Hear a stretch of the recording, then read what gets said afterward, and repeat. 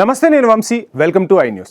Jubilee Hills assembly స్థానానికి జరిగే ఉప ఎన్నికల్లో బీఆర్ఎస్ టికెట్ కోసం మాగంటి గోపీనాథ్ ఇంట్లో పంచాయతీ మొదలైంది. చనిపోయిన మాగంటి గోపీనాథ్ భార్య సునీతను బీఆర్ఎస్ బరిలోకి దింపుతుందని ప్రచారం జరుగుతుండగా తాజాగా గోపీనాథ్ అన్న వజ్రనాథ్ కూడా రేసులోకి వచ్చేశారు. తానే పోటీ చేస్తానని, టికెట్ తనకే అని ప్రచారం చేసుకుంటున్నారు. గోపీనాథ్ సంతాప సభలోనే తన రాజకీయ ప్రస్థానానికి సంబంధించిన ప్రకటన చేశారు. దీంతో జూబ్లీ హిల్స్ టికెట్ గోపీనాథ్ భార్యకా అన్నకా అనే విషయంలో పోటీ ఏర్పడింది.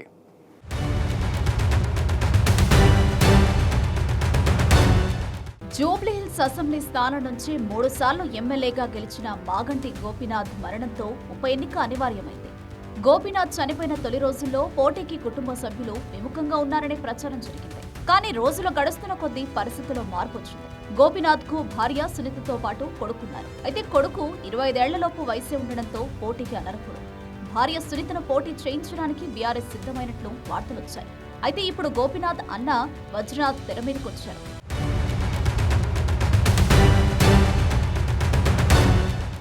జూబ్లీహిల్స్ లో గోపీనాథ్ సంతాప సభ నిర్వహించిన వజ్రనాథ్ కార్యకర్తలను, బంధువులను సమీకరించారు. ఆ సభలో గోపీనాథ్ భార్య, కొడుకు పాల్గొనలేదు.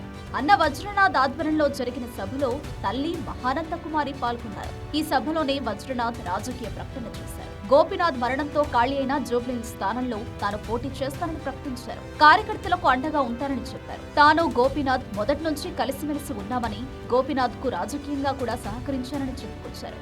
తన తమ్ముడి స్థానంలో తానుండి ప్రజలకు సేవ చేస్తానని చెప్పారు. అక్క, చెల్లెలు, తమ్ముడు అందరికి నా కృతజ్ఞతలు. మానవాడి మీద గౌరవంతో వచ్చినందుకు చాలా సంతోషంగా ఉంది. ఈ కార్యక్రమం మేము చేయడానికి ప్రత్యేక కారణం ఏంటంటే, మీలో ఉన్న భయం పోగొడటానికి మేము ఉన్నాం మీ వెనకాల. మా తమ్ముడు తరఫున ఏ టైం అయినా, ఎప్పుడైనా సరే, ఏ టైం అయినా మా దగ్గర రావచ్చు. ఏ టైం అయినా 24 hours లో మేము పనిచేయగలం. మా తమ్ముడి ఆశయాల గురించి మేము వచ్చినాము. ఇవన్నీ ఇప్పుడు మీకేమన్నా కష్టాల విషయాలు ఏమున్నా కానీ మాతో చెప్పుకునే ధైర్యం మీకు ఇస్తున్నాం.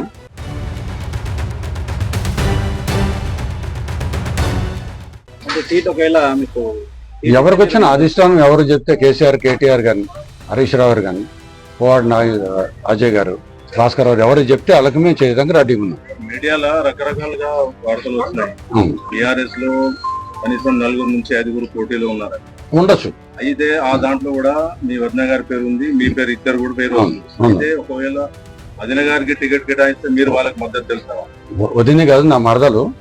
ఆ మరదలు ఎవరికి ఇచ్చినా కానీ మేము చేస్తాం. అధిష్టానం చెప్పిన దాని ప్రకారం మేము ఫాలో అవుతాం. ఒకవేళ మీకు టికెట్ వస్తే సార్ వల్ల మిసెస్ మీకు అధిష్టానం చెప్తే ఎవరైనా చేయాలి కదా. మేము కానీ ఎవరైనా చేయాల్సి వస్తుంది. అధిష్టానం కేసీఆర్, కేటీఆర్ గారు, హరీష్ రావు గారు, పోవాడ అజయ్ అండ్ భాస్కర్ రావు గారు, వీళ్ళు ఎవరు చెప్తే వాళ్ళకి మేము చేస్తానికి సిద్ధంగా ఉంది. మా తమ్ముడు ఎట్లా వెళ్ళాడు సేమ్ అదే లెవెల్లో వెళ్తాను.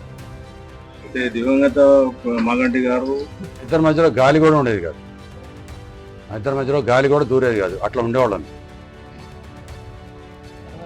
మావాడు వెనకాల బ్యాక్ బోన్ లాగా. అంటే బ్యాక్ బోన్ అంటే ఫ్యామిలీ కాబట్టి, నేను పెద్దవాడిని కాబట్టి చూడాలి. చూసినాను. ప్రతి డివిజన్ నుంచి నేను ఉన్నా. అందరు నా పరిచయమే.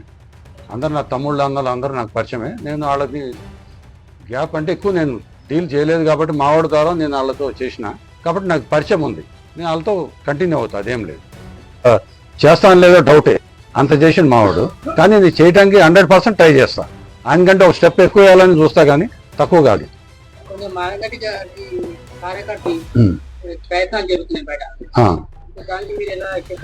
అలా మాకు తెలుసు. 100 వస్తాయి. ఇప్పుడు దాకా లేరు పాపం వాళ్ళకి ఎవరు సపోర్టు. మేము ఉన్నాం. 24 hours ఎప్పుడైనా సరే మా దగ్గర రావచ్చు. మా ఫోన్ నెంబర్ ఆనే ఉంటుంది. నాతో డైరెక్ట్ నాతో మాట్లాడచ్చు. ఈ పాలిటిక్స్ అని మేము ఎప్పటి నుంచో చూస్తున్నాం. అన్నగారి దగ్గర నుంచి. మాది యాక్చువల్ పార్టీ స్టార్టింగ్ తెలుగుదేశం. ఇవాళ కూడా తెలుగుదేశం లాగా ఉంటుంది. టీఆర్ఎస్ కూడా తెలుగుదేశం అనుకుంటున్నాం.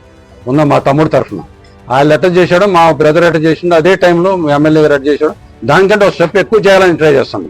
వజ్రనాథ్ రంగప్రవేశం చేసిన తర్వాత జూబ్లీహిల్స్ అసెంబ్లీ ఉప ఎన్నిక విషయంలో ఆసక్తికరమైన చర్చ నడుస్తోంది. భార్య అన్న పోటీ పడితే బీఆర్ఎస్ అధిష్టానం ఎవరికి టికెట్ ఇస్తుందనే విషయంలో సందిగ్ధం నెలకొంది. ఎవరికి టికెట్ ఇచ్చినా అంతా కలిసి పనిచేస్తామని చెప్తున్నారు. కానీ అది సాధ్యమేనా అనే సందేహాలు కూడా వ్యక్తమవుతున్నాయి.